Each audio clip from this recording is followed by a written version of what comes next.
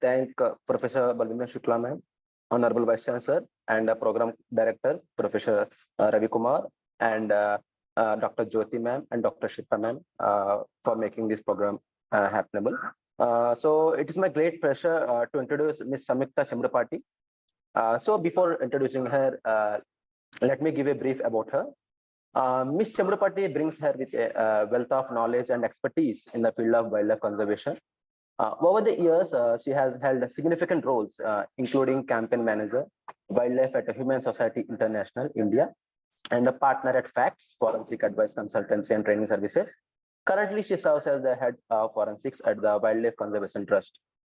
Throughout her journey, Ms. Chamrapati has led numerous successful policy change campaigns, advocating against practices such as dolphinariums, shark fin trade, Chinese manja, and captive display of Indian dollars. She has also been actively involved in drafting amendments to the Wildlife Protection Act, collaborating with the Ministry of Environment, Forest and Climate Change, and other NGOs.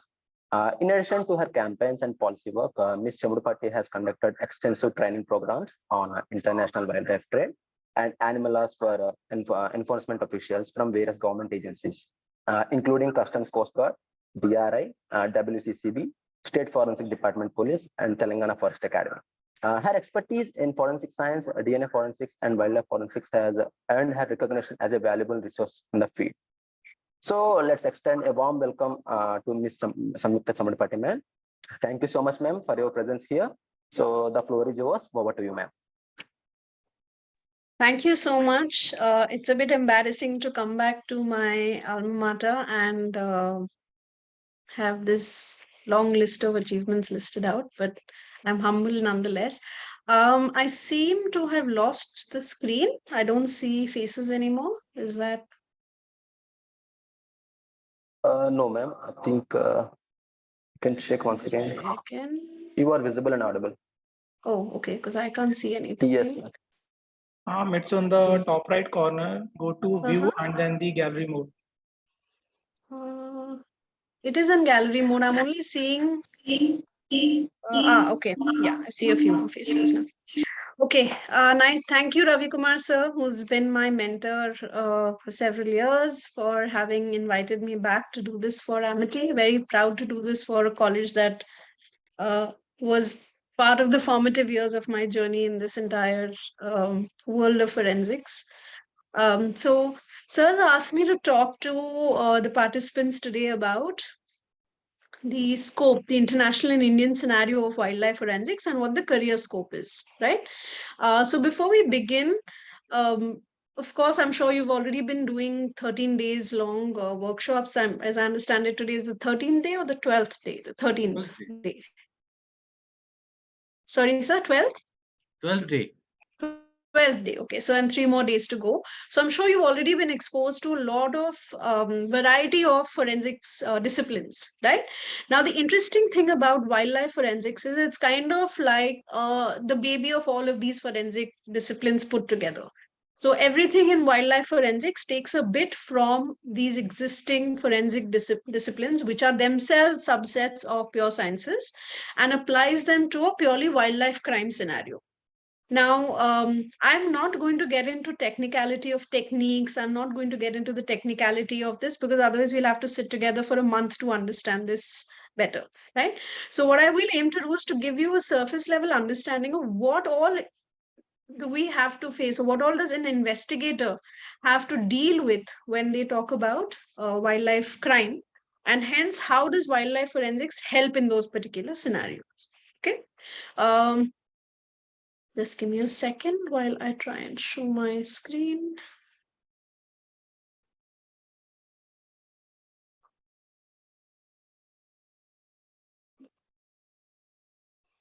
Okay, can everybody see my screen, presentation screen? Yes, ma'am. Okay, perfect. Yes. All right. So, sir had given me a very formal title, and as he's aware, I'm not fond of formal titles, so I've played around with that, and I want to give you the bandwidth of everything that is wildlife forensics, so that when we finish this session today, you understand how forensics that you're already dealing with, or law that you're already learning, or things that you hear about wildlife forensics, how do they actually apply to the field per se? Okay.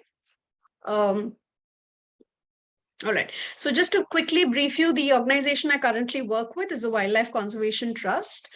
We've been around since 2009. I've been with them for 6 years now. And we do a lot of work in different kinds of capacity building for the Forest Department, one of which is the law enforcement training, which I'm a part of. We also do a lot of on-ground research activities. We work in 160 protected areas in the country, which encompass 23 states. And cover about 82% of India's tiger reserves, right? Between my team and I, till date, we have trained over 16,000 frontline forest staff. And because of this, our understanding of how forensics works and how forensics can be used by not just field staff, but by lawyers, but by judges is also really improved through these training programs, right? Okay. Now, let's jump all in. Firstly, the variety of wildlife that exists in this country is immense, right? India has several biodiversity hotspots, and there isn't a state in our country that doesn't have amazing wildlife. Of course, the kind of wildlife will vary from state to state, and the areas where those wildlife may be found in those states will vary, but every state, including our states that are close to the coast, including our states that are closer to other nations on the borders closer to Pakistan and to China, etc., are also very, very diverse in wildlife. Unfortunately, this has made India extremely vulnerable to the act of wildlife trade, right? So just like there are wildlife present in each state, there is also tremendous amount of demand for this wildlife in all of these states. As a result, you find that tremendous number of wildlife markets have sprung up all across the country. Some of these are formal markets. For example, in the city of Bombay, where I live, there are formal covered market areas where there are pet shops where you can go and buy these. In certain other states, for example, like West Bengal, these are more informal markets where, for example, they will be part of a larger mela that is being held once in a month or once in a year or twice in a month or things like that. And depending on what the season is of the year, the demand for the wildlife will also vary. Okay, so for example, if it's around a festival time, perhaps the demand for owls will go up. If it's, say, Nag Panchami, the demand for snakes will go up. If it's general other time of the year when there are no festivals, the demand for wild animal meat may be going up, right? So depending on where in the country you are and at what part of the year you are visiting that particular wildlife market, the kind of wildlife being traded there will also change. Okay, so as you can imagine, not only do enforcement agencies have to deal with knowing that there is this kind of diversity in the wildlife markets, they also have to deal with the fact that unlike in human crimes, where all your species is limited to human, in wildlife crime, in each case, you could have multiples of species being affected by that particular crime, right? So that also creates another level of complication. Now, if you were to just set up a Google Alerts in your Google email or anything that you use, you will see that every day there's a new kind of wildlife product that's being traded. For example, of late, there's a lot of talk of ambergris being traded, which is basically technically nothing other than whale vomit. Okay, but this is also protected by law, and this fetches a huge sum in the underground market because it's used as a base for the perfume industry. Okay, so something like a perfume industry, which you'll never associate with wildlife crime, also has links to wildlife crime. Okay, then there are lots of lesser or more commonly used traded animals like the parakeets, tota, what we commonly call.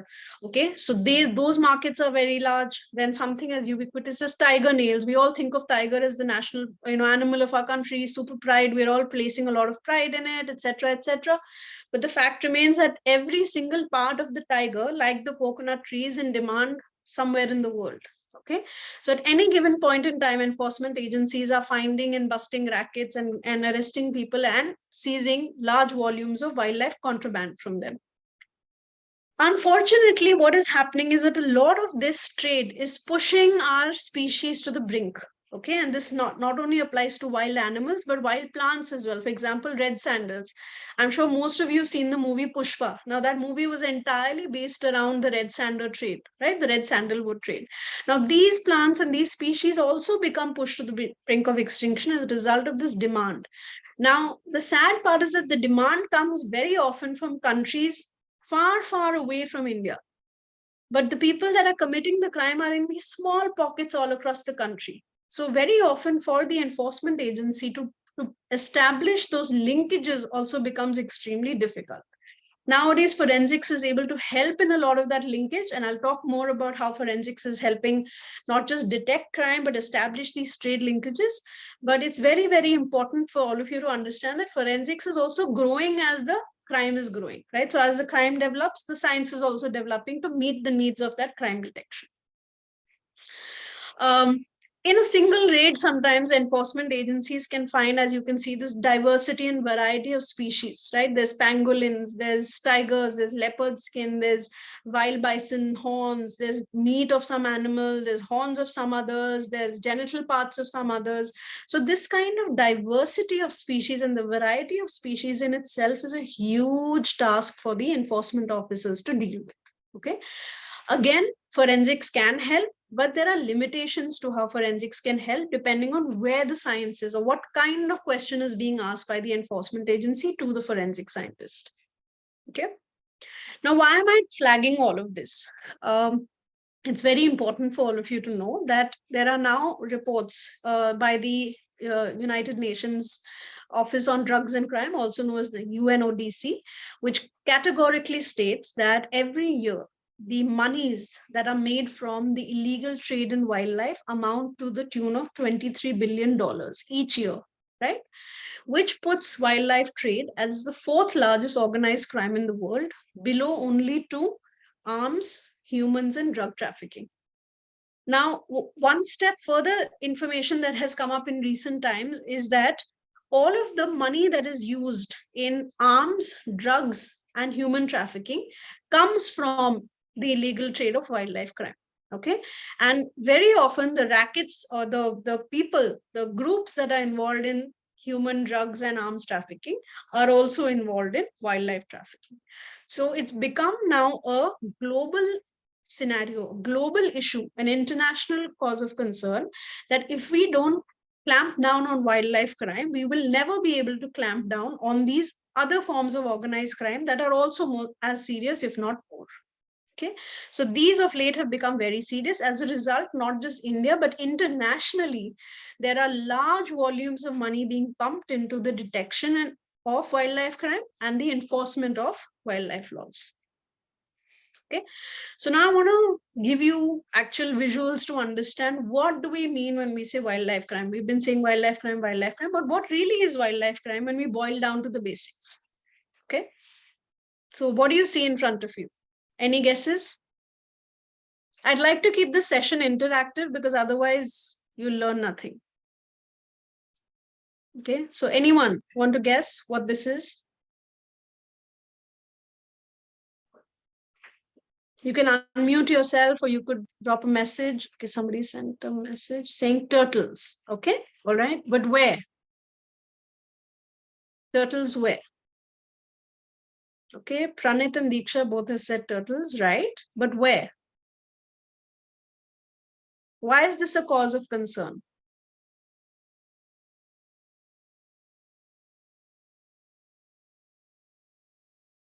If these turtles were in their natural habitat, swimming in a water body, a freshwater lake, or the ocean where they belong, this wouldn't be a problem, right? But like Pranit says rightly, this is a fish market, right?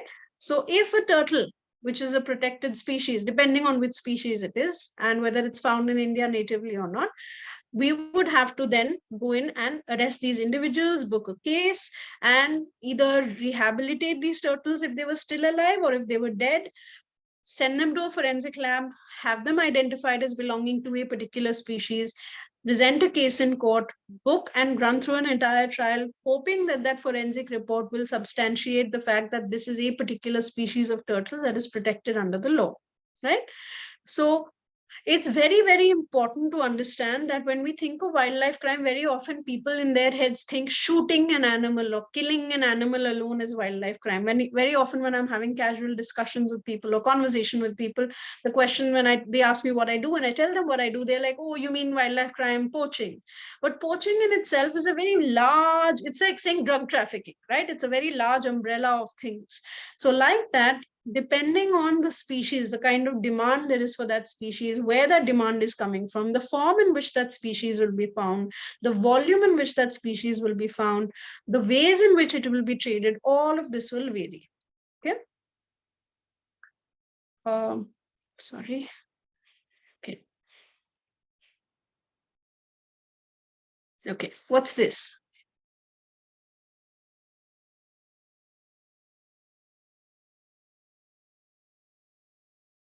Any clue? Any of you recognize any species in here?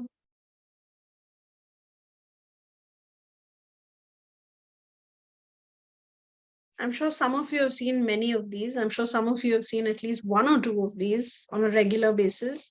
There are parakeets, correct? There's also the regular squirrel. Okay, Himani says parrot, okay.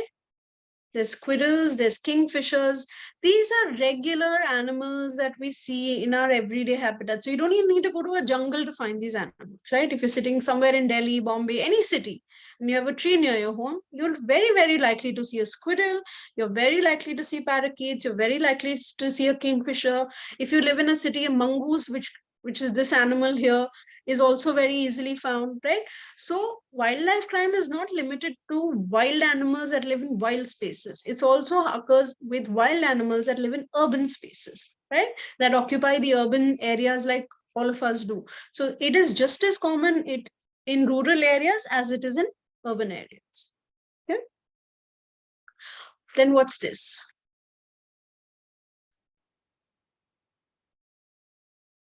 Any clue? Okay, Pranit said porcupine, macaw, squirrel, pheasants for the last slide. That's right. Okay.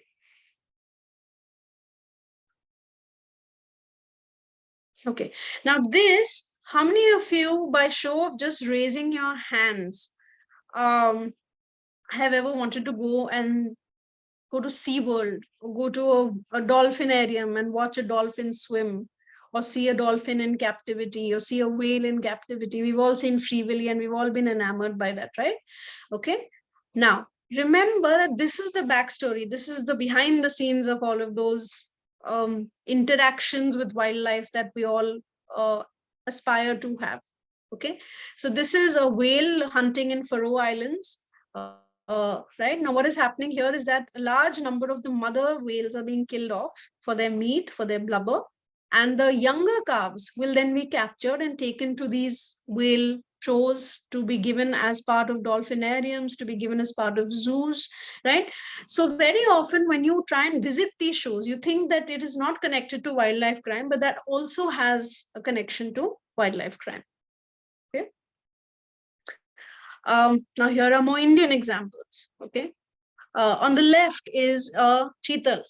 It's been killed by electrocution, by current. Very commonly killed for meat consumption in rural India, especially in areas around forests in our country. It's a very strong source of protein, the same way most of you would eat chicken or pig or any other meat. A deer meat is very commonly consumed in large parts of forested colonies in our country. Okay. Then there are, for example, star tortoises, very high in demand as pets in the international market, because a lot of people believe they make beautiful pets to keep at home, or there's a lot of belief in feng shui, which is kind of like a nation equivalent of, or the Southeast Asian equivalent of Vastu, which we practice in India, where they believe certain elements would be great for the home. So keeping a turtle at home is considered to be an auspicious thing. They say it guarantees you'll get a lot of money. So for this reason, the demand for star tortoises has gone up very, very high. Okay. Then these are pangolins on the bottom left. Pangolins are currently the world's most largely traded mammal. They are consumed whole as soup. Their meat is eaten. Their shells are powdered and made into traditional Chinese medicine, or derivatives from their shells are used to make bulletproof vests, and so on and so forth. They're also an animal all of whose body parts are in demand somewhere or the other. Now, pangolin, unlike popular belief, is not just in demand in international markets, but in India also, there are certain pockets of people who consume the meat of pangolin as a source of protein. Okay, so there's demand for these animals as well. Then there is another very common sight that we all see when we go to these beachside locations is a person, or even if you go to several religious places near our country, you'll find shops that are selling shells or artifacts made from shells or murtis made from shells. Now, a lot of these shell species are protected by law. Okay. So what I want to show you is that, again, the variety in which wildlife is consumed is very, very large. So it could be consumed for pets, it could be consumed for meat, it could be medicine, it could be just artifact, it could be for ornaments, it could be for perfume, it could be for construction. So the reasons for this demand for wildlife and their byproducts are so large that it makes it very, very difficult for authorities to enforce the laws. So even though we have some of the most amazing laws in the country, and I'll discuss them in a minute, in the world, it's still very difficult for our enforcement agencies to pin down every act of wildlife crime for these reasons, right? And as a result, when agencies were to seize some of these byproducts and send them to a lab is also not developed enough yet to combat these crimes. So, for example, if you were to send it sambar meat in today's time, a lab can very easily run a DNA test and say, yes, it's sambar meat, or a deer meat, or it is pangolin meat, or yes, this shell belongs to so-and-so species.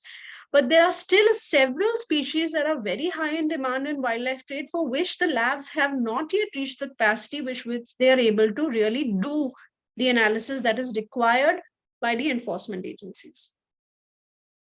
Okay. Then this is a very common sight across our country, especially near railway stations, bus stands, in tier 2, tier 3 cities where you have these hakims, who will come with contraband and who will sell oils and medicines made from animals because there might be curative properties, healing properties, fertility problems, strength, arthritis, cancer, right? All of these they'll have claim to have cure from these various wildlife byproducts. So sometimes it's not even necessary that you need to be in a going looking for a criminal whose hands are bloodied with the blood of an animal. It's something as simple as people just don't know that wildlife is protected, and hence consuming any part of it or using any part of it could amount to an offense. Now, in a situation like this, which you're seeing on your screen, there is a huge problem in that enforcement agencies will seize these contraband, will send it to a lab for analysis because the court will require the lab to send them a report stating this oil has been made from so-and-so animal. But that capacity to analyze that oil will not exist, right? So this is a huge scientific gap. Okay, so research is trying to catch up, scientific research, forensic research, wildlife forensic research, but it's still several paces behind how far ahead wildlife crime has already gone. Okay. Now, the site you see on your screen, do you think this is also wildlife crime?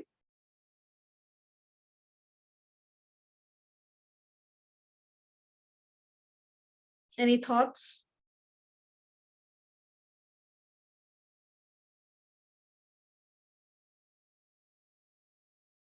You can unmute yourself, you can type in the chat, whatever's convenient.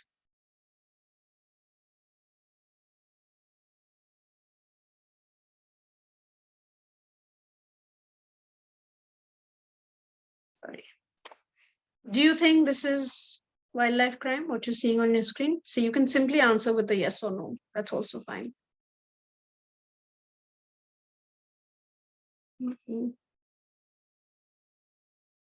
Okay, right. Now, most people will not think that what they're seeing in front of them amounts to or constitutes an offense, right? Two people calmly sitting by a riverside, feeding wild animals, some or birds or ducks, some dana, right? The law, unfortunately or fortunately, looks at this also as an offense, right? So if something like what this were to occur and a forest officer were to book a case, he would have to collect a sample of that water or that feed and send it to a lab and have it established that what they were feeding, what they were giving that animal could also be a reason for that animal to die. That consumption of that food product could lead to that. It could harm the water body, thereby harming the habitat, right? So sometimes it's not necessary that an animal has to die in order for an offense to be registered. A forest officer, amongst the several powers that they have, can even use powers to prevent an offense from occurring. So in such cases, even preventive situations would require forensic analysis. Okay.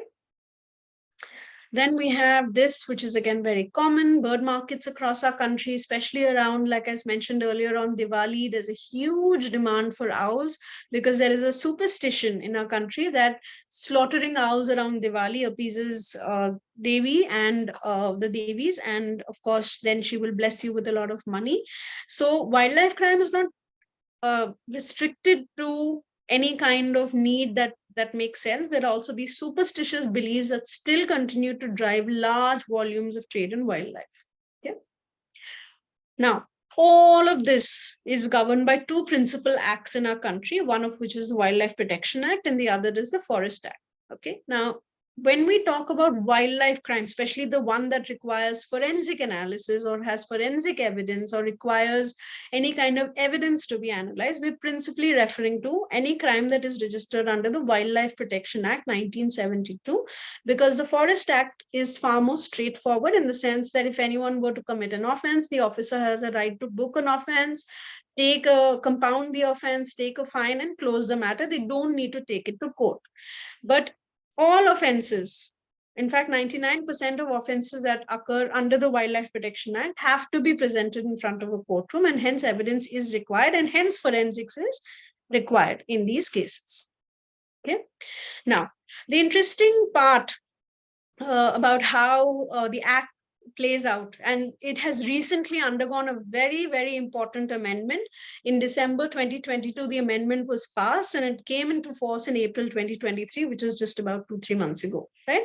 So with this change, the good thing is that now all species that occur in India are already protected by law. In addition, exotic species that were earlier protected only through the Convention on International Trade in Endangered Species, also known as CITES, are also now included under the Wildlife Protection Act. So for example, if you know somebody who keeps an African grey parrot or who sells a macaw, blue gold macaw or any such thing, they will also now be governed by the protections or by the principles or the requirements for licenses, etc., as laid down by the Act.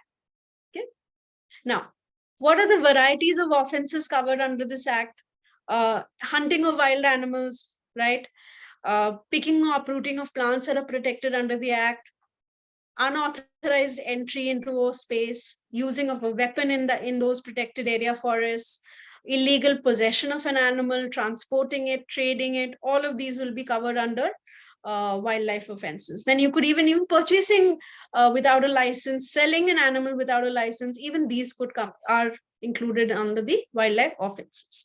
Now, the new layer that has been added is the trade in any kind of species that is listed in CITES, the international trade of those. Those are also could come into effect. Why is this interesting as a forensic scientist? Because this will mean now there will be a lot more money put into wildlife forensic labs, which means there will be more jobs available for wildlife forensic scientists, because the need for expertise to come and help with the identification of contraband, of derivatives, of byproducts for both native animals and exotic animals will now go up, because now there has to be enforcement of both these kind of protection. Okay. What I want you to understand is I'm sure you've been told, and anyone who learns forensics knows that without law, forensics means nothing, right? So unless there is a principal law that dictates an offense and prescribes punishment for it, forensics is just supporting that particular implementation, right? It's enabling enforcement agencies to ensure that the crime is proved beyond reasonable doubt, and hence the judiciary can give the quantum of punishment that is prescribed for that offense. The beautiful thing about the Wildlife Protection Act is it's a special act, and it has empowered forest officers, customs officers, police officers, and a bunch of other officers with tremendous number of powers. And it also prescribes very stringent punishment for wildlife offenses, ranging from 3 to 7 years. And with the recent amendments, fines that are to the tune of 50,000 going up to 2 lakhs, or sometimes 10,000, 25,000 going up to a lakh, depending on what the kind of offenses or where it has occurred. Right now, as you are all aware, none of this will be possible unless the case is proved in the court of law beyond reasonable doubt, and that can only be done with the help of thorough forensic reports. Right? So forensics is really, really critical, and is increasingly becoming critical, because gone are the days when enforcement agencies could rely on eyewitness testimony. Today, even if you and I were eyewitnesses in an event, we can give a testimony, but we can as easily retract our statement and become hostile. It's a right we have. Right? However, scientific evidence cannot do that. So not only enforcement agencies, but even judiciary has increasingly started to lean on scientific evidence more than eyewitness testimony. There's a very large change that is happening in the adjudication of offenses, which is there is increasing dependence or increasing need for strong forensic evidence to prove an offense. And this is very, very true of wildlife crime, just as it is true of any other crime in our country. Okay. I'm sure all of you recognize the bottommost face on this slide, Salman Khan, right? He was said to, or he was arrested for the killing of black buck, which was when, before the act had changed, Schedule 1 species, which is the highest level of protection for wild animals. And the key evidence in his case was ballistic evidence, right? The thing that helped the prosecution prove that yes, he was in fact present at the spot and was in fact involved in the offense was the use of ballistic evidence, right? So the thing I want to point out is that though we don't speak about forensics as strongly as, say, we speak about laws, we speak about other things in investigation, forensics actually is a very quiet support system that enforcement agencies have. Right? Unfortunately, because we don't have outspoken scientists, we don't have scientists who go to court as willingly as they should be, or we don't have these lavish labs like a lot of countries do. Our science is not seen as seriously very often as actually it is. Our science is very serious. Our labs are very good. They are few, but they're very good, and they're capable of extremely good analysis. Unfortunately, the resources that they have very often are very curtailed. Okay, but if they are given resources, they're given time, and they're given the correct kind of evidence by enforcement agencies, they're capable of putting even a Salman Khan behind bars. Okay. Right. Now, I just want to quickly run you through what is CITES. I just spoke about that. CITES is just a convention on international trade in endangered species, nothing to be flummoxed by. It's basically an international agreement made by several countries. It came into force in 1975, and India has been one of the earliest nations to have become a party to this convention. Only in 2023 did we actually ratify law, actual proper law, to make it a regular part of our enforcement work. So it's been a long time overdue, but it's finally happened. So now when you think about exotic species, you think about exotic plants, they will all be protected by our existing laws. Okay. So, for example, if you were to see a pet shop like this, or an exhibition like this where exotic birds that till now nobody could touch, any session I've done till date, training, everyone always asks me, ma'am, all this is fine, but if I go to a pet shop and they have exotic animals, what should I do? You couldn't do anything till now, but now you can report them if they don't have the licenses. Authorities can come and check. A lot of systems are now slowly coming into place. Okay. Now, I want to take you to a slightly darker side of this trade, parts of the trade that go unnoticed, and sometimes even our enforcement agencies don't know exist. Okay. What do you see on the left of your screen? Top left. There is one. Any idea? Okay, somebody's messaging. Coffee powder. Okay, yes, Diksha, you're right. It's coffee powder. But this coffee powder is made from the poop of a civet cat.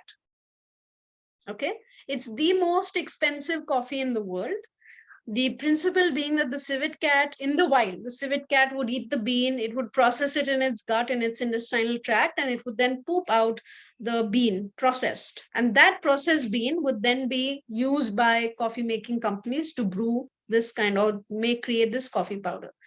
Unfortunately, now it has led to an entire underground market where the civet cat is caught from the wild illegally, kept in captivity illegally, force fed this bean illegally, and illegally extracting all these products. So here as well, a lot of forensics is being used to identify the strains of civet cats that are there, where should they be, how can they be available, do these companies have the licenses, so on and so forth. So all these checks and balances are able to come into place because forensics is able to help identify strains of DNA from these coffee byproducts.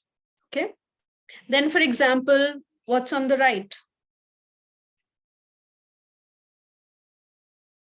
It's a simple mirror covered in shells, right? To you and me, just looks like a beautiful mirror covered in shells. And you go into a shop, somebody's selling you this, you'll happily buy it. I would have happily bought it years ago, right? I now know better.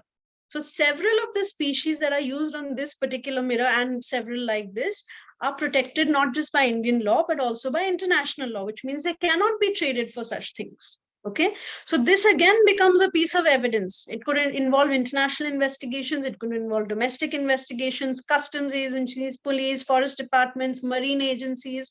All of these could come together to create better understanding of this kind of trade. And forensics will play a very important part in helping them identify what this particular species or what are the variety of species that have been used to create this one particular artifact. Okay. Then I'm sure everybody recognizes this gentleman, at least the younger lot, right? Now, this is again a very common reason why wildlife crime is going up, is that people want exotic animals as pets, right? So this is a capuchin monkey that Justin Bieber has been gifted, and he has in his captivity. If I'm not mistaken, I think he has since returned it to the relevant authorities or whatever.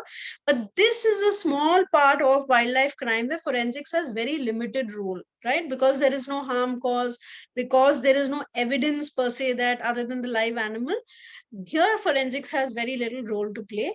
But if this animal were dead or its parts were being used or traded or it was used in any other form, then forensics would be the first agency that enforcement officers would rely on. Okay. Now, I just want to showcase some of the kinds of international trade that have happened and where forensics has really helped. You see, these are custom everyone hears and reads about how people have been smuggling drugs or smuggling arms and ammunition or smuggling people. But smuggling of wildlife happens every day under our very nose. It's very possible if you're taking a flight today, or you took a flight yesterday, or any time in your life, it's very, very likely that you were traveling with somebody who was also smuggling wildlife or wildlife contraband along with you in that flight. Okay. So for example, people will tie up birds in socks and in various things and wear loose pants over them, and they'll smuggle these wildlife across. So there's a lady who was caught, like you see in the bottom right, she had worn this apron which was filled with bags of fish, exotic fish that she was taking like a mule from one country to another. Because of different techniques and other things, she was caught out. And very often when such thing happens, agencies will turn to forensics to help figure out whether these animals have been drugged in any way, whether they've been fed anything, whether they've undergone trauma. So all of this could also be part of the larger analysis that a wildlife forensic scientists will be called upon to do. Then there are incidents like this where lizards, which are very common as pets, are drugged and taken, smuggled. Here you'll see what they did, these traders do, and it's very common practice. They'll hollow the inside of a book and they'll fill it with reptile eggs and reptiles that have been drugged so they can take the journey sleeping, and they'll export these. Once it reaches the other side, then they'll remove it and then they'll rehabilitate it, and then sell it at a very high price in their local market, or use the eggs to hatch animals and so on.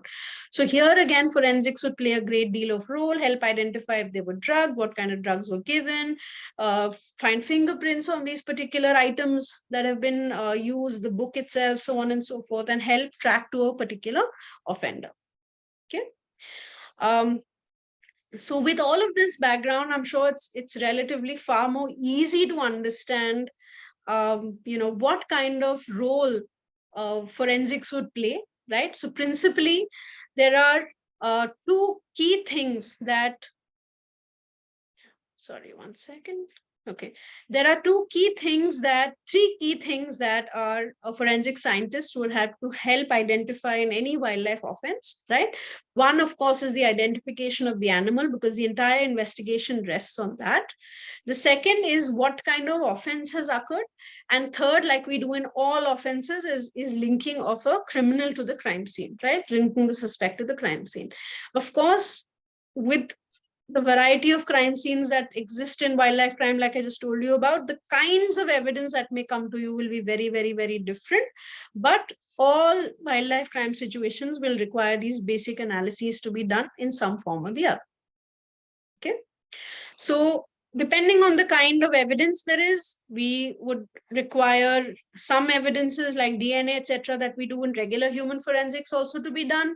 We could perhaps require morphological identification. We could even use cyber tools, cyber evidence, digital evidence, which is becoming very important in identification of suspects, linking of suspects.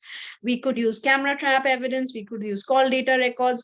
So in that sense, wildlife crime is a great amalgamation of blue collar forensics and white collar forensics, right? It's one of those places where you can really blend together both traditional forensics, which is your DNA, chemistry, toxicology, ballistics, and use white collar forensics, which is your looking at documents, looking at cyber evidence, digital evidence, documentation evidence, and bring them all together to arrive at fantastic analysis and linkages between suspect and the crime.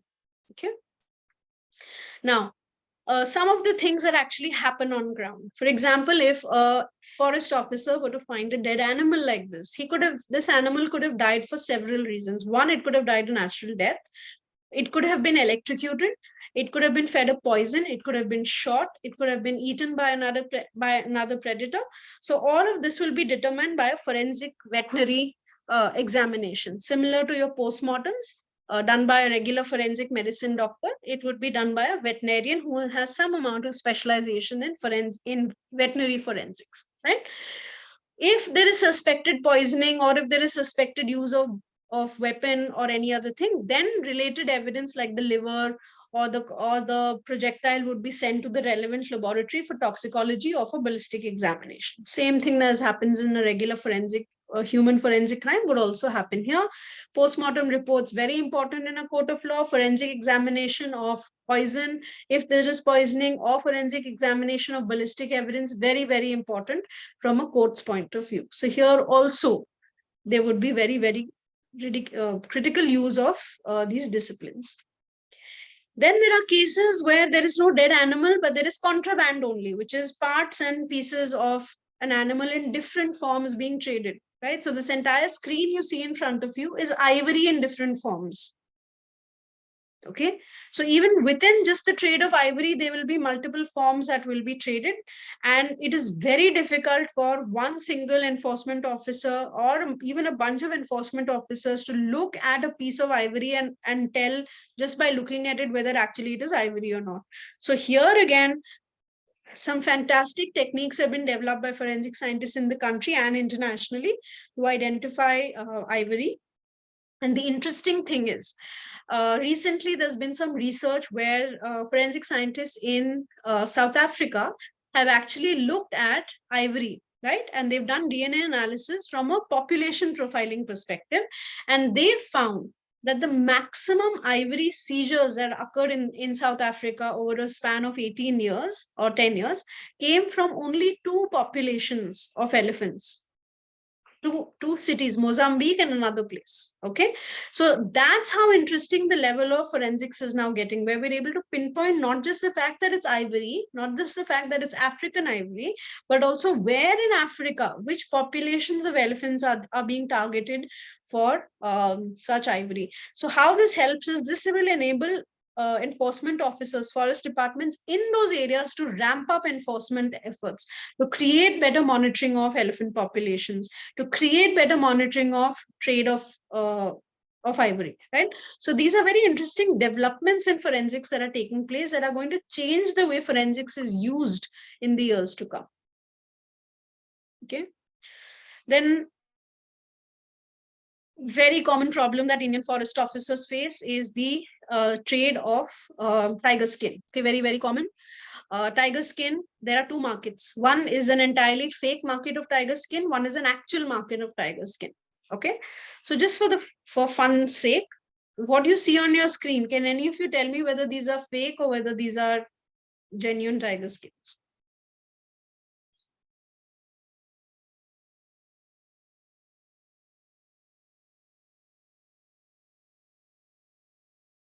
Students, please respond. Okay, Aril says looks real. Shishir says fake tiger skin. Okay, all right, that's it. Two responses.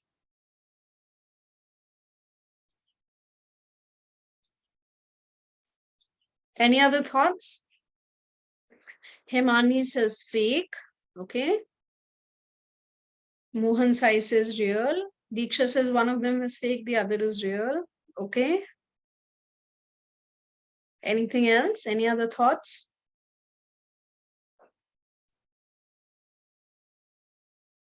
Okay, interesting. All right. Now, because of their experience with wildlife, if I were to show this picture, and I show this picture very often in my training with forest guards, 99% of them give me the correct answer because they're so experienced with tiger skin, right? But because you're seeing, several of you are seeing tiger skin as skin for the first time and not a whole tiger, we're faltering. But both of these skins are fake. And the reason I'm showing you this is there's a huge market in our country for fake skins. Okay, it's almost as competitive as the market for real skins. What they do is they take the skin of dogs, cows, or other slightly larger animals, color them, tan them, and then paint them with these fake stripes. Okay, so this again becomes an issue. Officers will seize the contraband. They know it's absolutely fake, but the court still requires the lab to certify it. So this will then go to a forensic lab for certification, and thereafter then they will present the case in court as a fake, and the process of law will take over. Okay. Likewise, leopard skin, again, very, very popular in trade. People love to have bags and clothes and rugs and belts made from all these animal skins. Any guesses whether these are fake or real?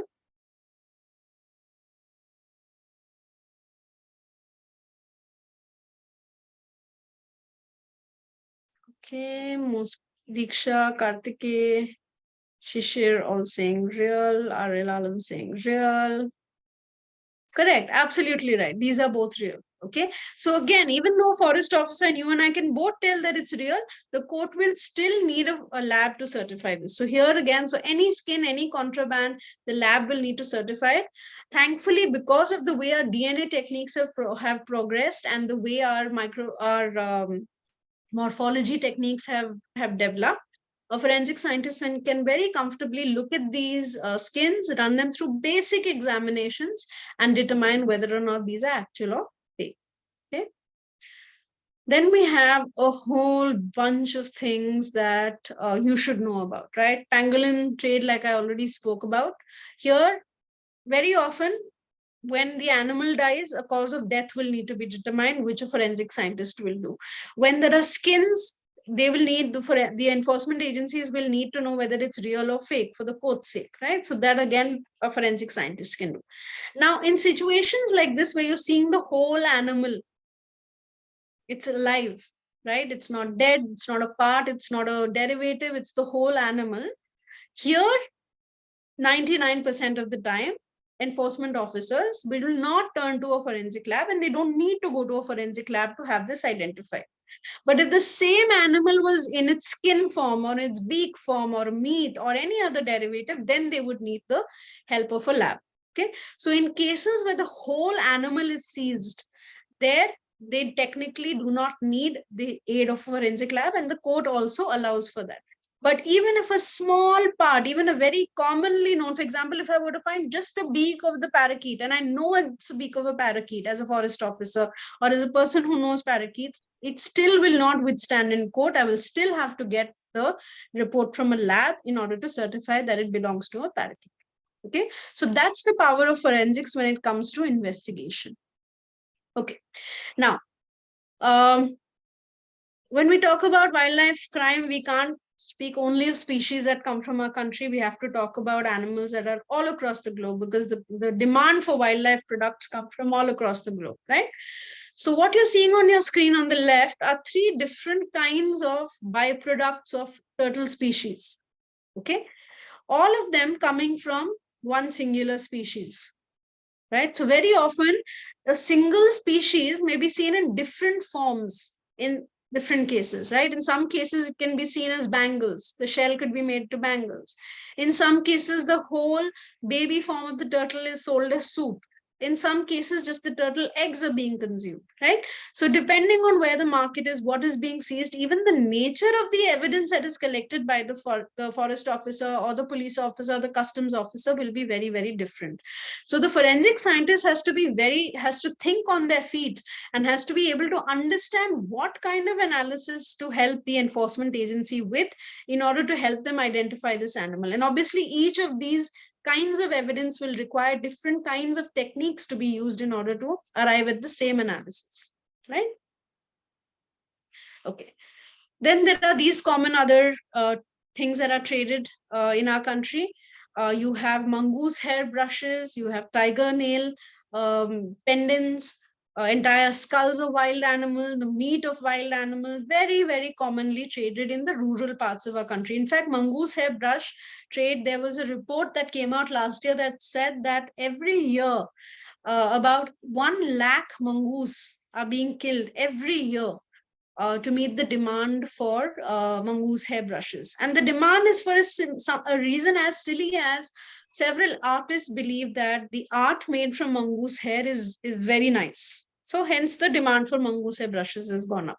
Okay, some people in our country believe that wearing a locket made with tiger nails will secure them. Like हम काला धागा बांधते हैं, तो वैसा एक locket with tiger nails will make them very powerful and save them from all kinds of calamity. Or keeping a tiger skull or an animal skull at home and using it in black magic, or eating wild animal meat will make them very strong and virile. These are still very popular beliefs in our country and still reasons that drive up wildlife trade. Now, all of these are situations that will require a forensic scientist to use his expertise and understanding of materials and evidence to arrive at a species identification, right? So other than cases where the whole animal is seized, any other case which is a derivative, a form, a product, a trophy, an article, or anything that is made from a wild animal, a forensic scientist report is absolutely compulsory for the court to take the case forward. Okay. Then there are different situations of how an animal may be killed that will also require the use of forensics, right? For example, here this jackal has been killed by electrocution, very common in central India. Animals go into fields, and hence what do field owners do? They use these high capacity electric lines. They pull a line and they set up kind of like an electrocution system. Wild animal will walk on it, he will get electrocuted and will die. Okay, very, very common.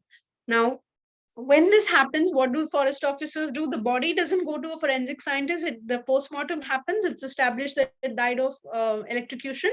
The wire that was used is then sent to the lab for analyzing several things. Physical forensics tests are run on it.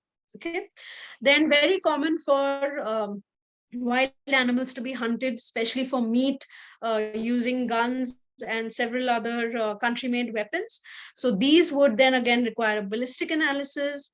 very common for birds to be killed with poison, especially not for consuming meat, but for when their feathers are in high demand or where their body parts are in demand by other agencies.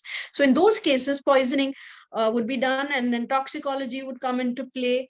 Here again, the animal has been killed in a trap wire. So here forensics would not play a very large role in the identification of the animal, but helping enforcement officers identify who it is that tied that trap wire, right? Who is present in that area, whose fingerprints are in this region, whose DNA is found in this area. Such kind of analysis would be required of the forensic scientist. So a wildlife forensic scientist is not just doing analysis of evidence from wildlife, but is also doing analysis of evidence coming from humans that are doing these crimes. So it's a very interesting amalgamation of both these disciplines. Okay, then this is another very common sight, animals, people transporting animals across the country without permission. So here again, forensics would come into play. Is there any documents with these people have? Do they have any call data records? Do they have any digital evidence that can be analyzed? So here it would mean more white collar forensics as opposed to blue collar forensics, but forensics will still be used in these particular crimes. To trace them back to where they came from. Did they speak to somebody else? Are these guys under instruction from another trader? Do they have links to another exporter, trader, buyer, whoever it is? All of that will be established using either digital or cyber forensics. So this is another area of work that forensics is slowly getting into. Okay.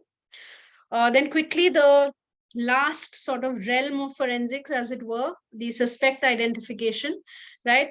Very often people are caught with the animal directly, very often, right? Whole animal people are caught with. If, however, this is not the case, the whole animal is not with them, or they've actually gone into a forest and laid a trap to kill the animal, or they've put poison in a water stream, or they've gone to kill the animal using weapons or any kind, then is when the matter gets complicated, and agencies will require the help of forensic scientists to figure out, to match either DNA, footprints, fingerprints, call data records, or any kind of evidence coming from the suspect to the physical crime scene.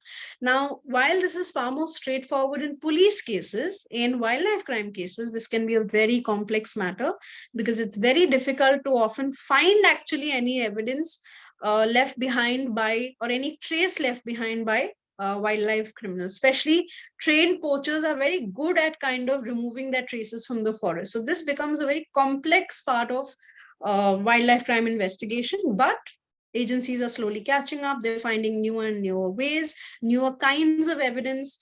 For example, now there are techniques being developed where fingerprints on contraband can also be developed. There are several agencies. There's Alberta University in the UK, which has developed ways in which fingerprints can be developed from feathers, and you can then understand whether a particular person who's caught with them was actually in possession of them or not.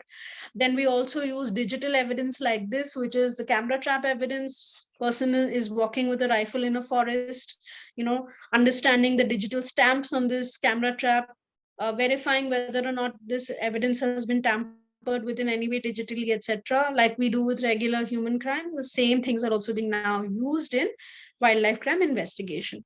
So the realm of wildlife crime investigation is really developing. Unfortunately, the pace is not the same as it is for regular human crime, but it's definitely heartening to see that there's a lot of now political will, because there's a lot of pressure on India from international countries to really take wildlife crime seriously and develop the expertise, especially as such a big biodiverse nation, to do what's right for wildlife. Okay, so things are changing and jobs are definitely going to go up.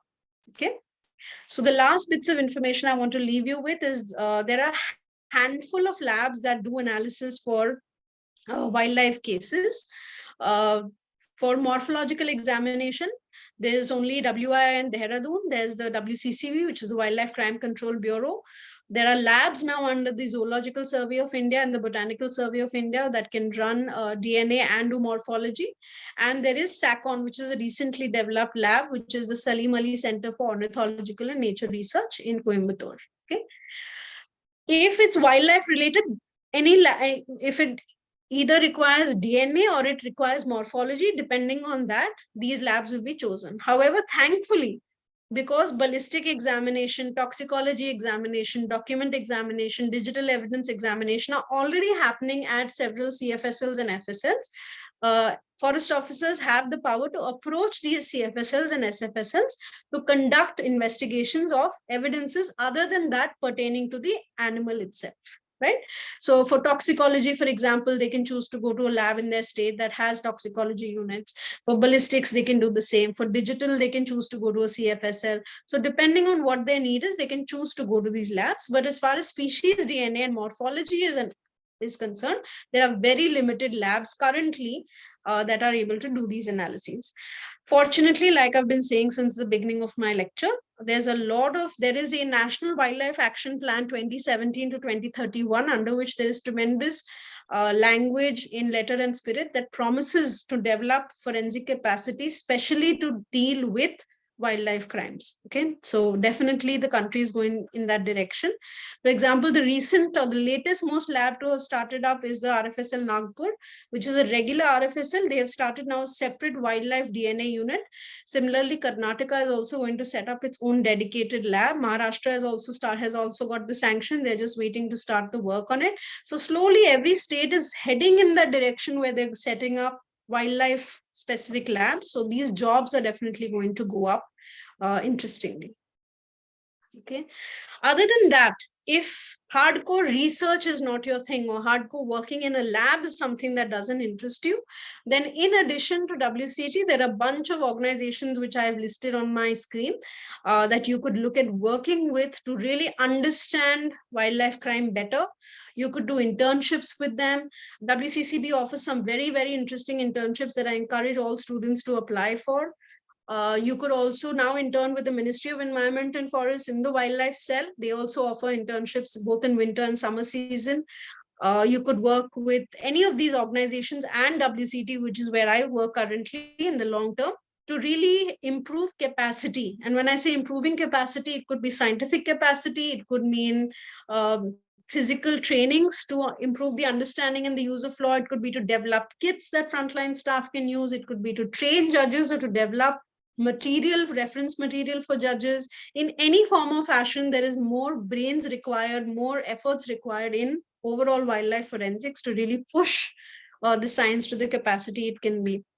One of the guiding kind of bodies internationally that exists is the Society for Wildlife Forensic Science, which I've shown the logo for above. You can log on to their website. They regularly release newsletters which list some very interesting research papers that you can read. If you've done any research, you can have it listed by them. You could look. They regularly announce masters in wildlife forensics courses that their affiliate labs or universities do.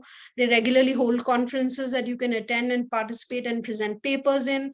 If you're already a practicing forensic scientist, you could be certified by them to be a forensic scientist, a wildlife forensic scientist, which goes a long way in giving you credibility. So there's lots of ways to engage with the community if you really want to do so. I encourage you to go on these websites and read, because the information is all out there. None of the information I presented today belongs to me alone. It belongs to the community. It's all open source information, right?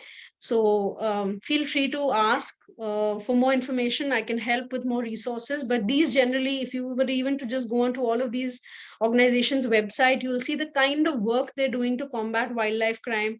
Some just do pure research, some do research and training, some do pure training, some do research training and scientific development. So depending on what kind of space you want to occupy, you could do that. Some also do policy. Policy is another place that I really like to work with.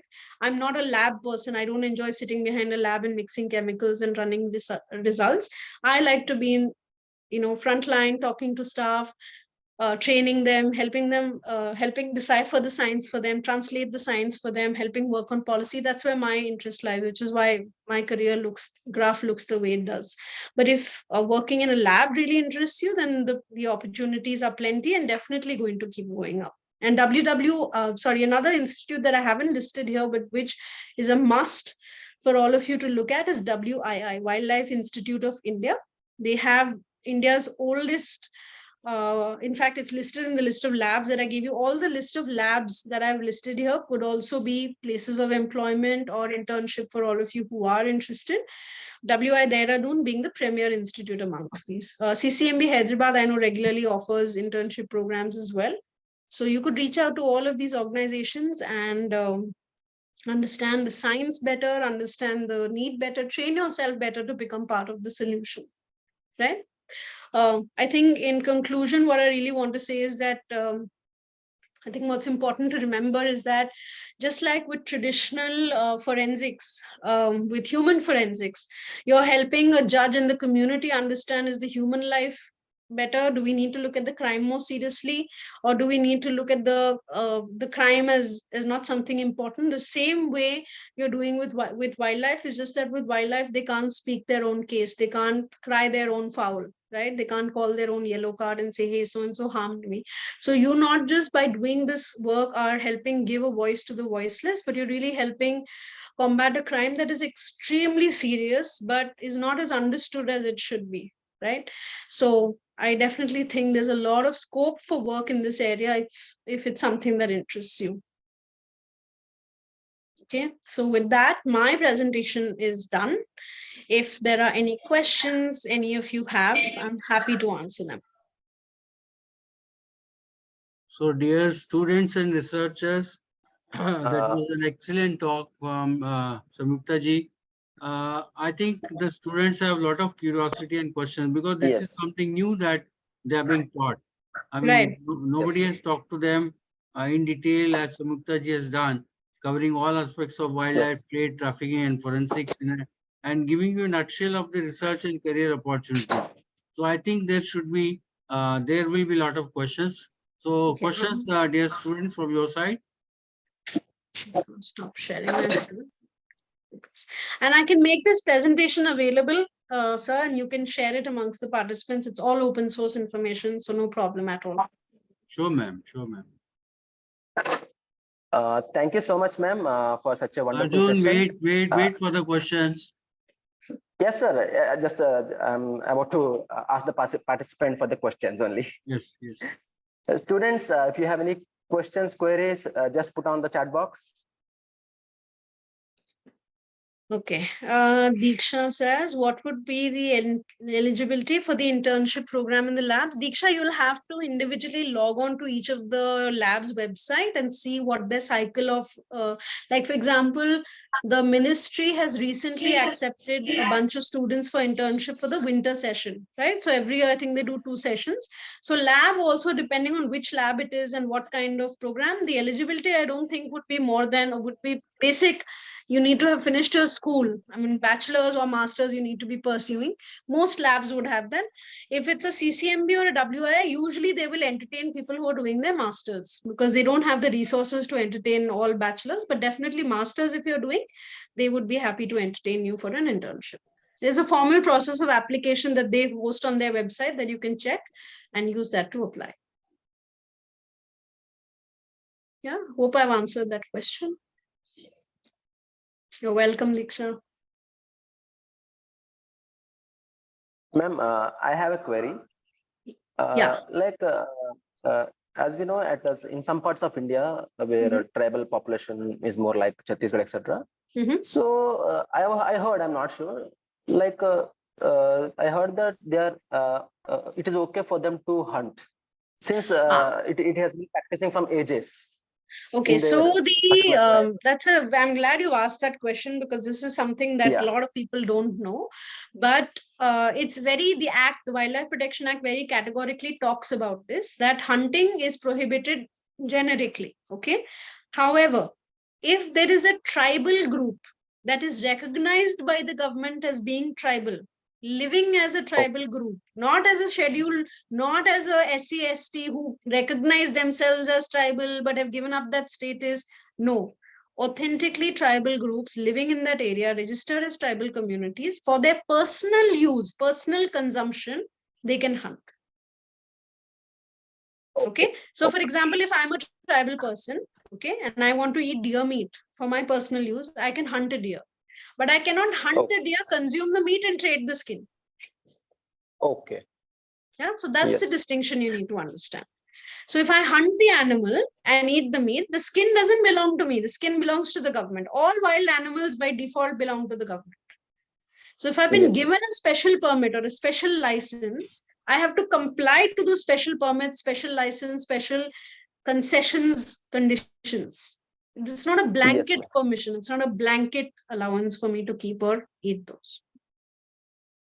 And ma'am, what is your call on, like, some people for their livelihood, they used to catch some monkeys and they play it around in front of the people, and some astrologers, I don't know what we call them, but they used to cage a parakeets, and they used to take the cards out from that cage box. So what is your take on that? Like, is that So okay? my answer to that is, I'll give you the very ghastly, the black mirror flip side to that. Okay. Would Yeah, you be yeah. okay with me abducting your children and taking them to parade them on the street and use them to beg for alms? Would you think I'm crazy or normal if I did that? That's my No. answer. So you decide. Yeah. Yeah. Students, any query from? Arjun, I have some doubts and some curiosity and some guidance Yes. I seek from Samyukta ji.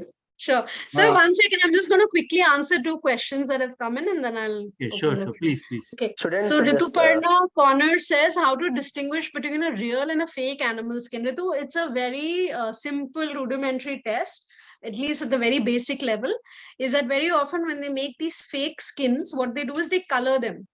Okay, they paint on them, because obviously it's not going to have the natural color. So when they paint on them, they use very basic paint. So simple, if you use turpentine or a paint remover and rub on the skin and the paint comes off, it's a fake skin, right? And these are very basic because they're not going to invest technology and technique in making fake skin. It's like plastic cheap copies of, or these fake Nikes, fake Adidas that you find. They're not spending money in making them. They just by default making them, and they're making money off of it. So similarly, it's very rudimentary stuff. However, if it's a far more sophisticated fake, then you may need to do a DNA analysis on it, if DNA analysis is possible on that. Okay, so that's one way to do it. Then Isha says, thank you, participant Isha. asking how to become a So- wildlife forensic expert in India. Yeah, I'm just coming to that only. So Isha says, Yes, how to become a yes. wildlife. Okay, firstly, you don't become an expert overnight. Okay, it takes years and years and years of work to reach a point where you can consider yourself even anywhere close to being an expert. Okay, I have trained forest officers who are older than my father. Okay, if I show them any contraband, it will take them 5 seconds to identify it. They don't consider themselves expert because the court doesn't see them as an expert, even though under the Indian Evidence Act, Section 25, they would very much qualify to be an expert, right? However, becoming an expert is a thing of time. It's a thing of patience. It's a thing of really honing your skill. You can become a wildlife forensic scientist in 2-3 years, but to become an expert, that's a lifelong journey. So don't ask me how to become an expert. That's a journey you have to carve for yourself. Firstly, you have to identify what it is in wildlife forensics that interests you. If it's research, then you need to start doing research. If it's training, you need to start doing training. If it's like today, after 6 years of doing this, 6 years in this organization plus 4 decades of already doing this, today now I somewhere consider myself comfortable enough with this information that if sir calls me at 6 a.m. and says 8 baje lecture karna, I can do it without getting stressed. Okay, because I now know what it entails. However, if somebody now went into this detailed discussion with me कि भैया DNA में COI use करना है कि वो use करना है, क्यों कैसे यूज करना है, उसका error rates क्या है, ये क्या है, वो क्या है, वो फिर मेरी बत्ती बज जाएगी. That's not my area of work. Okay, so you have to know where your expertise is and start where you want to be an expert. I think that's more critical. I know I don't want to be a lab expert. That's not my area of work. Yeah, so I hope you do become, and I hope in 10 years time, Isha will be saying, I'm an expert, and I hope I'll be listening to your talk, but yeah, take your time, enjoy the journey. But Samyukta ji, there is a tremendous scope for the students to grow very well in this field. Absolutely, sir. That's my personal thing. Absolutely. Can I have some questions and curiosity, Samyukta ji, with your kind permission? Yes, please, sir. I just want to know, like in Vietnam, I saw in many restaurants, they are eating snakes. I mean, is that allowed locally as per the laws in Vietnam? So Vietnam would be, I wouldn't know the exact provisions under the act, but a lot of, like even within the country, like Phil Elipe was asking, if it's a cultural use or if it's a personal use for a tribal community, there are provisions to allow for it. So a lot of countries like Vietnam, etc., don't actually have very good wildlife laws. So whether or not it's permitted by the law is actually a very difficult question to answer, because while there may be laws, because it's possible to do so. Okay. Second issue, Samyukta ji, I So- was in Gujarat for a long time, and in Gujarat I saw many Nilgais, you know, in the Hmm. forest area coming to the cities, and Right. people just hunt them, especially Hmm. you know, lower these communities, they hunt and eat its meat. Hmm. Nilgai is part of endangered species. Right. So there's two aspects to this. So Nilgai is already covered, as because it's a species that grows in our country natively, it's already covered by the Wildlife Protection Act. Right.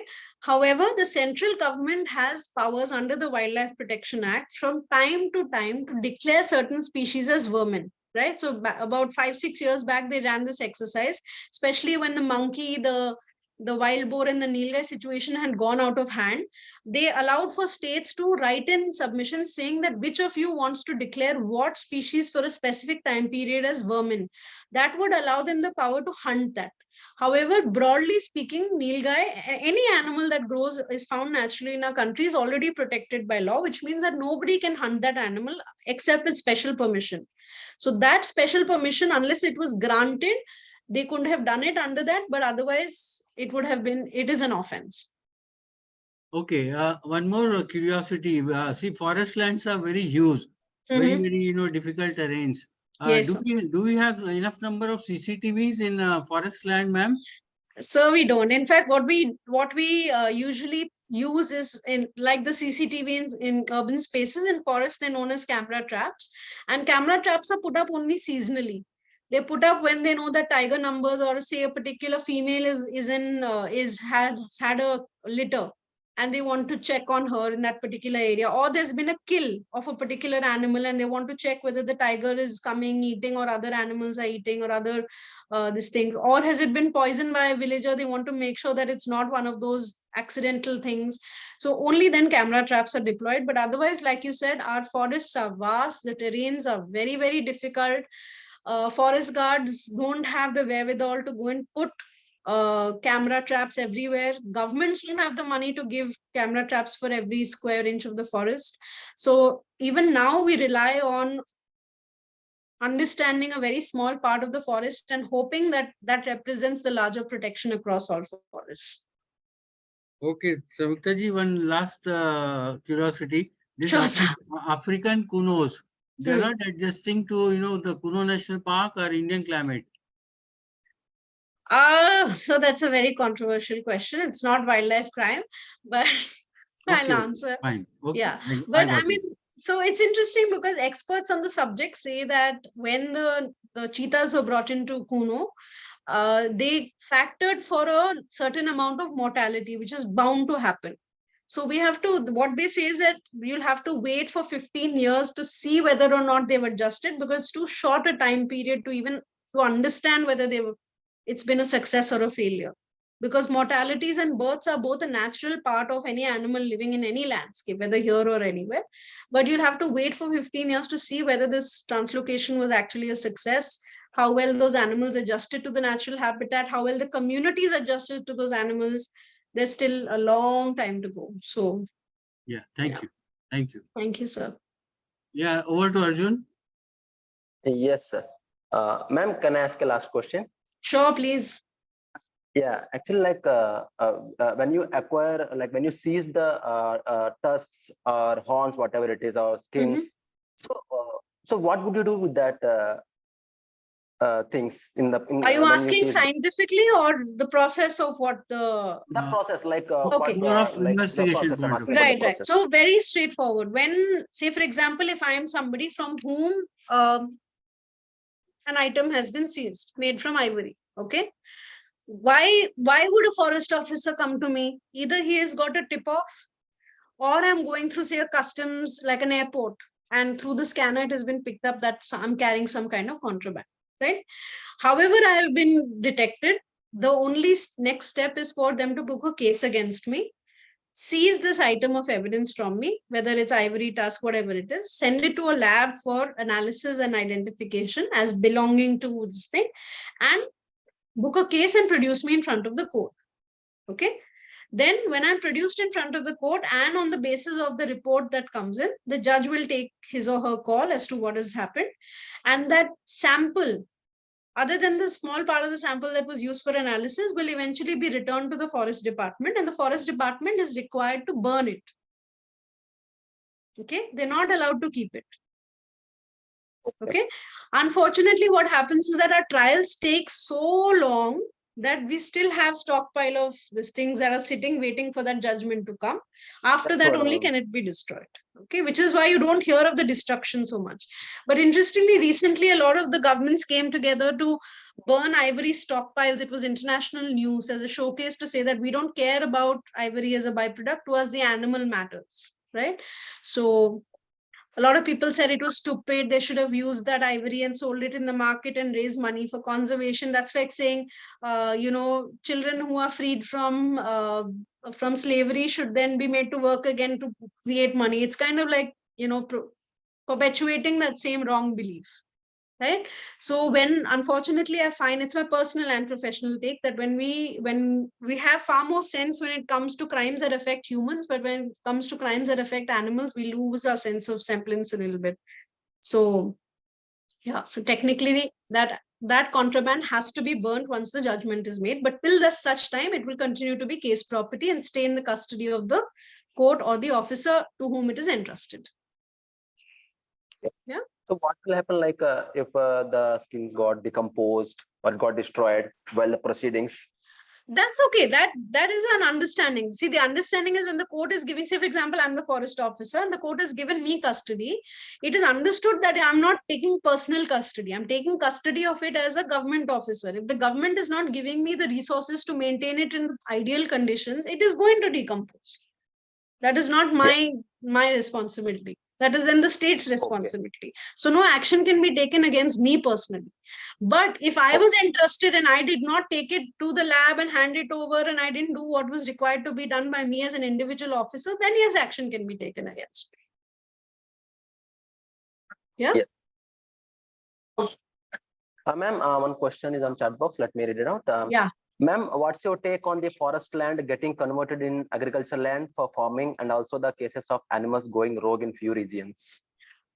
Okay, tricky. I'll answer your second part first. Firstly, animals going rogue in itself is a wrong way to look at it, because animals are not going rogue. It's like saying that somebody came to your house and you were rogue because you defended your house.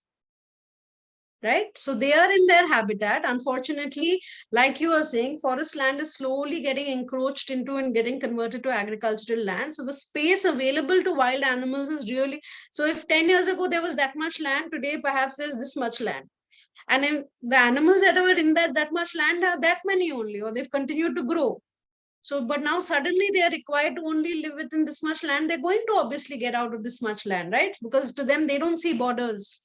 Right? They don't know borders. They don't know distinctions. Animals don't need passports and visas. They go where they please. Right? So unfortunately, that's what's happened, is that both your questions are intertwined. They're answers to each other. Right?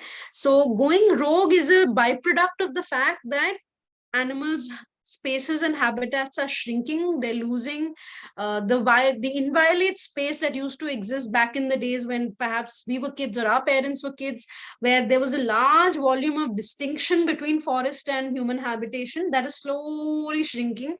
Not slowly now, but much faster shrinking. And hence that kind of barrier, that natural barrier that existed between human settlements and animal settlements is really disappearing. So animals have no choice but to come into spaces that you and I see as urban spaces. They don't see it as urban. They see it as part of their landscape, right? For example, you'll see in Bombay, for example, it's a very classic case. We have leopards that live in complete harmony with villagers who are in the same space. So leopards use those areas traditionally as areas to walk, to reach from one place to another. Now human settlements have come in that area. So they continue to use those lands. It's just that the humans also now occupy it. And sometimes, unfortunately, when there is no wild animal prey available, they will go to the nearest dog or cattle and pick that up and eat it, because now that is easily available, right? So that's my take on it. And it's unfortunately all related. And it's a difficult case because we also end up losing a lot of human lives in the bargain. And unfortunately, the lives of humans that are lost have not the ones who made those policy decisions, or not the ones who are actually encroaching those lands, or not the ones who are really causing for that land to be lost the way it is. So, but they're paying the price for it. So it is a difficult situation. It is a convoluted situation, but it's something that policy will have to deal with. We'll have to deal with in new and innovative ways. Yeah, I hope I've answered your question, Diksha. Any more questions? Arjun, let me do the honors to thank Samyukta ma'am. Thank you, Samyukta ji. Thank you, for sir. your wonderful talk. I mean, I consider you as an authority now in wildlife trade trafficking and forensic. After Thank you, listening to sir. your talk and after detailed presentation, Amity University is really happy to have you on board. And on Thank you, behalf sir. of Honorable Vice Chancellor Dr. Bablinder Shukla ma'am, on my own behalf and on behalf of Amity Institute of Forensic Science, I extend my very, very warm regards and thanks to you for sparing your valuable Thank you. time and talking to our students. These young minds are very bright and they have a bright future, and some of them are very, very intelligent. And I hope through your lecture, they'll be benefiting a lot. Thank you so much, Samyukta ji, once again. Thank you so much. Thank you so much, sir, for having me. Great pleasure to come back to Amity and keep engaging. Arjun will continue. Yes, sir. All right, so thank you, everybody. I'll Thank you, share ma'am. the presentation, sir, with you. You can then share it with students as Sure, convenient. Sure. All right, thank you so Thank you, much. ma'am. Have a Thank you great so day, much for everybody. such a wonderful session. Thank Indeed, you. today we learned that conservation is not about only going beyond saving the wildlife like tusks, pangolins, etc., but just to take care of the natural habitats at our households and streets, like for small animals, squirrels, sparrows, etc. Thank you, ma'am. Thank you so much for Awesome. this wonderful Thank interactive you. session. Yes. Thanks, everybody. Take care. Bye-bye. Chintan ji and Arjun, Chintan ji. what Yes, I'm sir. requesting is that so far, how many sessions have been conducted so nicely? I want few students today to summarize and brief us as to what they have learned. I want the student volunteers to willingly come forward, unmute themselves, and speak for 5 minutes, at least 3-4 volunteers, as to what they have learned during this VSC in all these days. I want a quick response from them. Okay, students, anyone who have any query, any feedback? Yes. Yes. Chintan, not query. They have to summarize. They have to tell me, the organizing team, what they have learned and how they got benefited. Okay.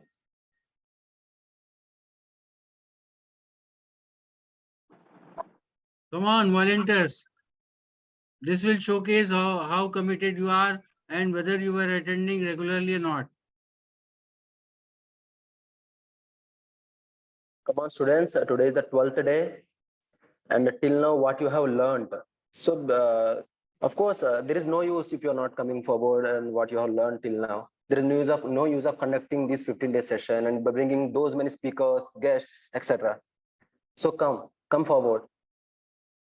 Just tell me in brief. Even if you are committing mistake, no problem. We'll correct.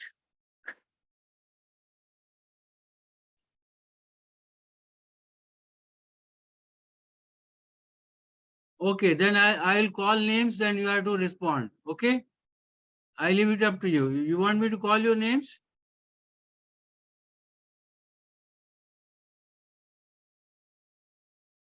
Okay. Sanchita Rathore, are you listening to me? In the chat box, say yes.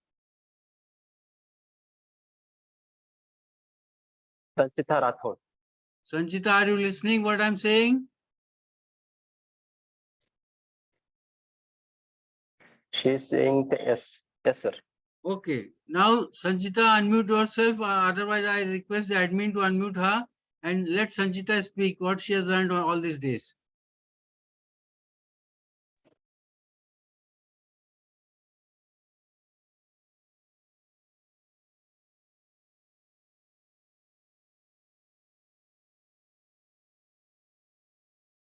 prepared, so I can send my answer in the chat. Sir, she is saying that she is at her internship, so she could, she'll send the chat box. Okay, please send. They are not allowing me to use the mic. Okay. Okay. Sanchita, you can type your message, like what you have learned till now.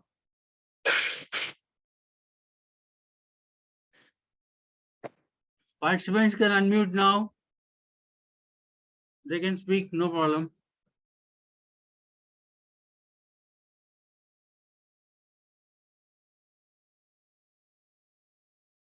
Anyway, meanwhile, when Sanchita is typing, I want other volunteers to please come forward and speak, because all of you are unmuted. Unmute yourself and talk.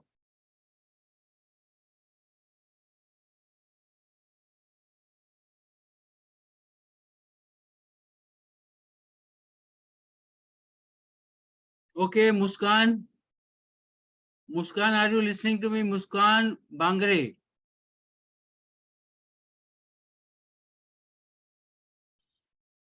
Priya Yes, Raj. sir. Muskan, please tell me your feedback about this program in all these days, what you learned. Introduce yourself and tell.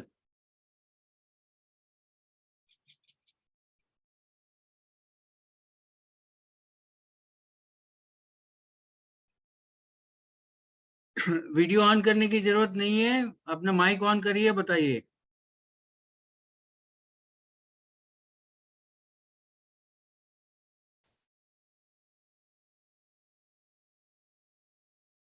Chintan, please see, she's saying she's not able to unmute herself. Okay, Amity admin, I guess they said. Yes, yes, I gave right. Sir. Okay. Participants can unmute. Muskan, you can unmute yourself now.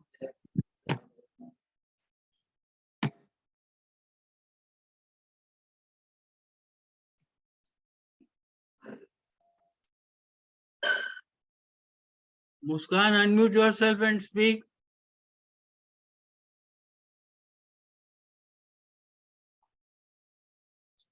Muskan, please unmute yourself.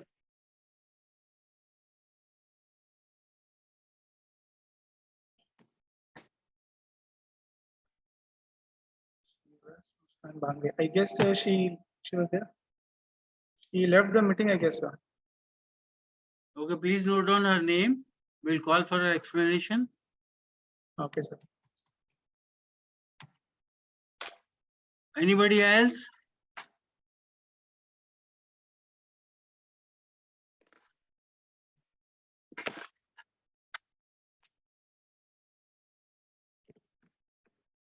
Okay, no one. Over to Chintan for make announcements. And Chintan, one more thing. Yes, sir. Can we have 3 sessions on Monday, if possible? Yeah, sure, sir. If we were unable to fulfill it by tomorrow, then I guess we can have it on Monday also. Because Dr. Sujit sir is not free today because he is in village. That village is somewhere very in interior Uttar Pradesh where there is no network. Okay, So he sir. sent me a request and Monday he is ready to take. Right? Okay, sir. No issues. We can take Monday we can have 2 or 3 lectures, right? Okay, sir. So kindly now instruct the students for tomorrow sessions. Okay, students are requested if their friends or somewhere will not be in this particular meeting, so they can call them. And this particular session will be regarding your tomorrow's assessment and assignment. Okay, so for tomorrow's assessment and assignments, you have to first. Okay, sir. So I guess we have Muskan Bangre here. Yeah, Muskan want to speak? Please speak. Sanjita is typing, sir, over the last few days since the beginning of the VSC session, we had many notable guest speakers. Okay. I guess she came here. Muskan, you can speak. I think you unmuted, but I don't know where you have left. She again left the meeting. Okay, leave it, sir. For tomorrow's sessions, students are requested to kindly download at least any zip software. So the particular WinZip software link will be shared on the chat box right now. I'm just sharing it right away. Okay. So everyone are requested to at least download and install this particular WinZip software, because for tomorrow's session, the session will be on the 4 parts. The first part will be comprises of a crime scene assessment that will be on the basis of a particular website. So the link of that website will be shared to all of you for the tomorrow meeting only. And for the other 3 sessions, there is a requirement of a particular Adobe SFW software. For that, you have to unzip this particular file, which I'm uploading right away.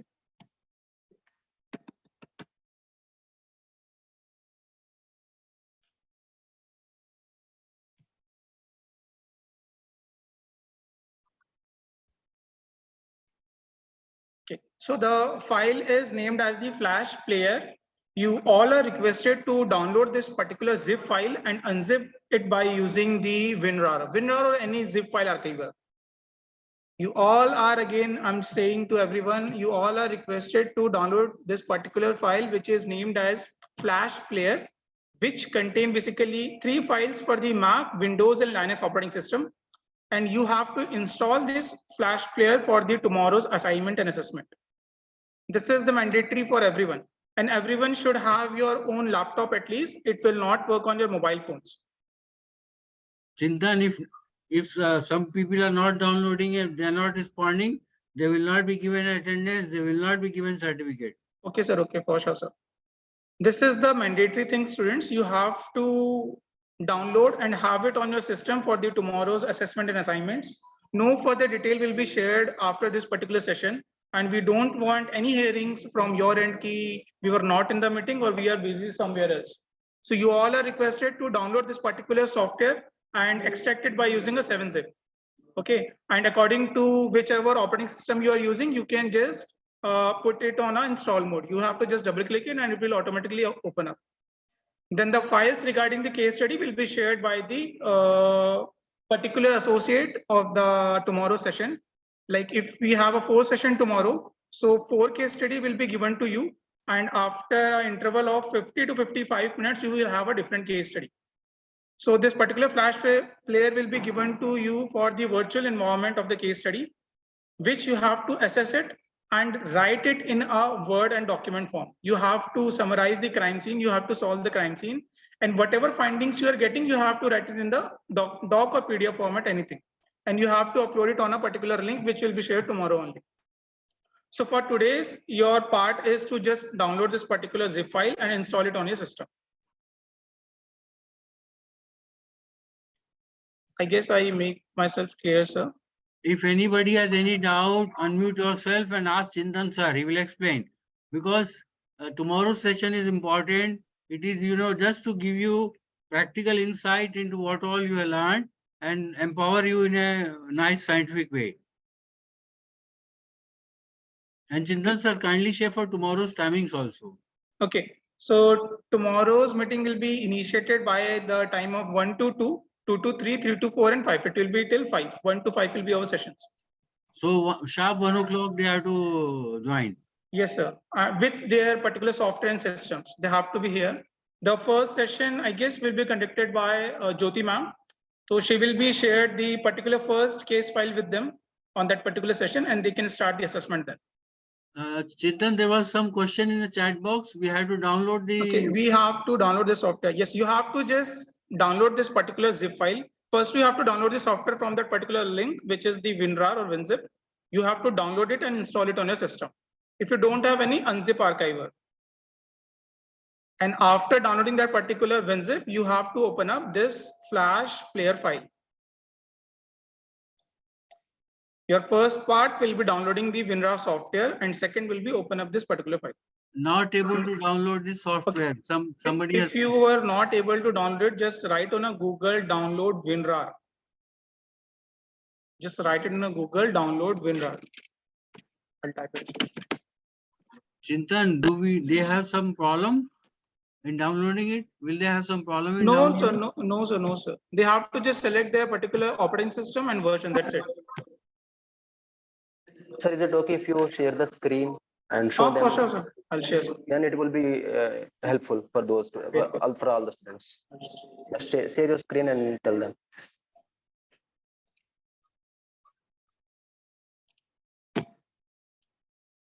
Okay. Is it visible now, sir? I guess. Yes, yes. Fine. You have to just go to the WinRAR website and download your software. It will automatically get started. This is the particular setup. You have to just save it and install it. That's it.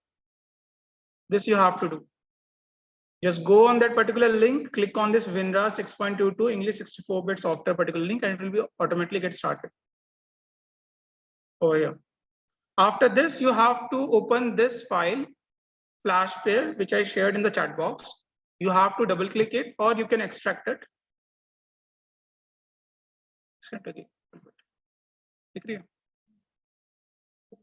Wait.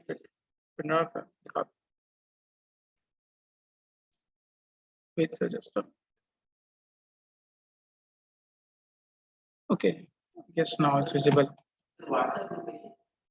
We have that also. Okay, so after downloading this particular software WinRAR, they have to install it. And this file I shared on the chat box.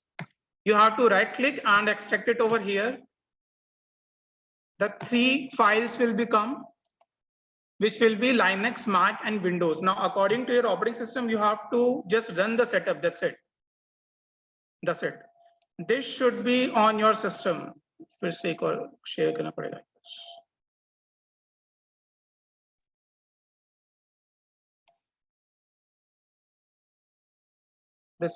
This is the software that we are requesting them to download it. This is the Adobe Flash Player 32. All the case study for the tomorrow session will be shown over here. So you all are requested to download and install this particular Adobe Flash Player 32 software.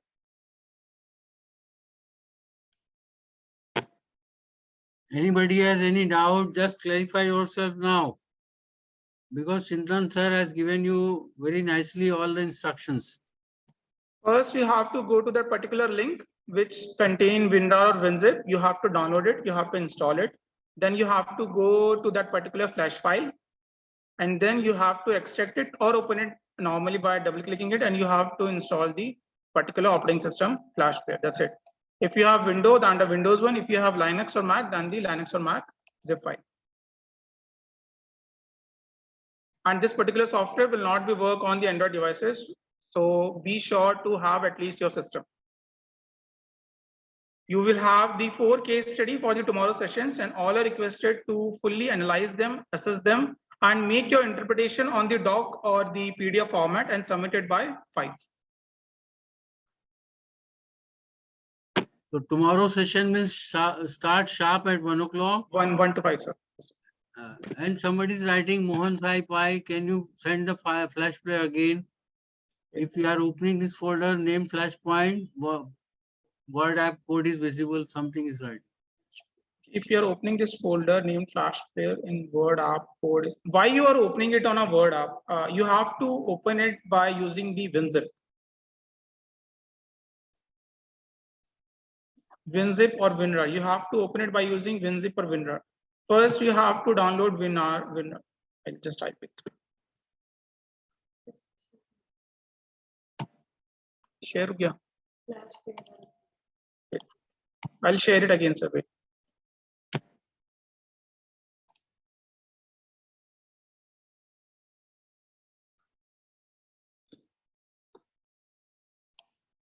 This is the link for downloading the WinZip or WinRAR. You have to download it. And after this, you have to just open this particular file. I'm sharing it again. Flash Player.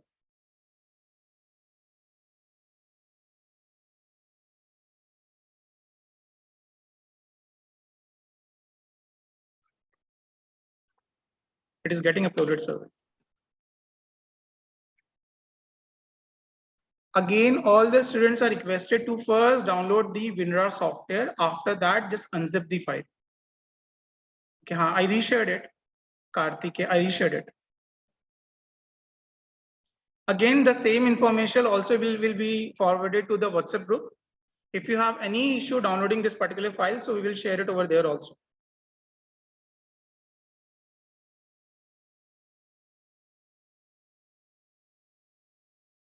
Because tomorrow, again, students, tomorrow's case studies will be done by using the virtual platform that will only be supported by this particular Flash Player.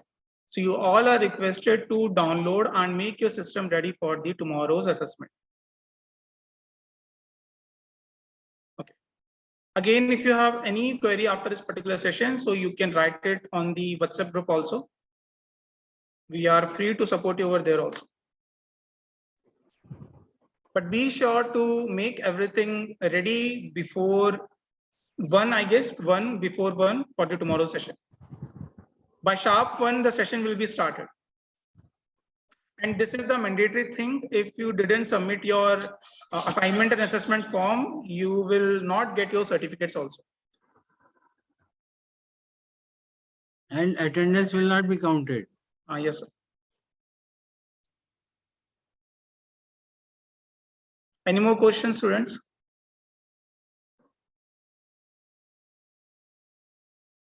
Again, students, you have to first download the WinRAR software. Then you have to download the flash file. You have to just unzip it and install it according to your operating system. Please share the, okay, we'll share it on a WhatsApp group also, don't worry. We'll share it over there also.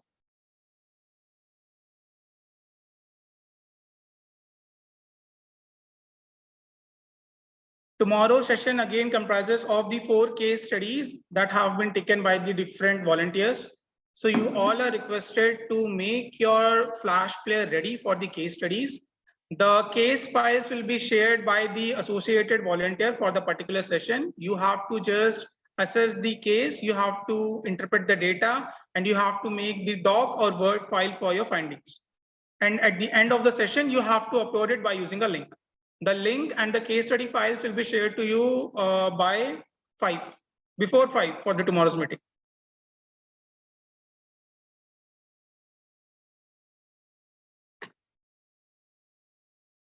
And the same information will be forwarded to the WhatsApp also.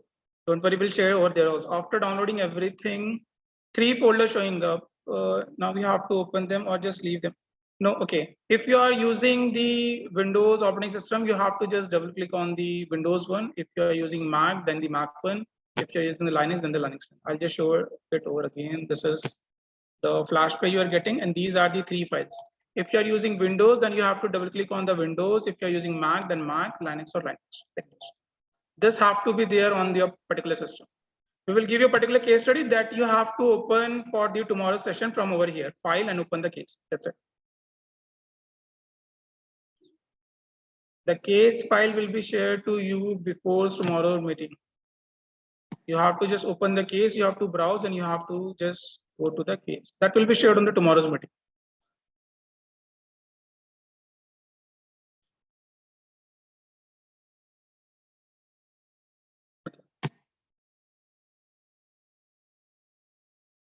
And we are just sharing this particular software and the link to the WhatsApp group also. Just give us a time.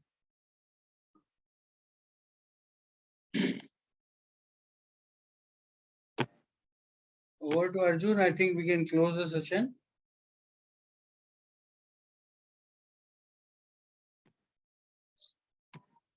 Yes, sir. Shall we proceed? Yeah, please call it close. Yes. So thank you, everyone. We extend our heartfelt thanks to our esteemed speakers, faculty members, students, and technical team, and all the participants for their valuable contributions to this value-added course. Your presence and active engagement have made this journey an enriching one.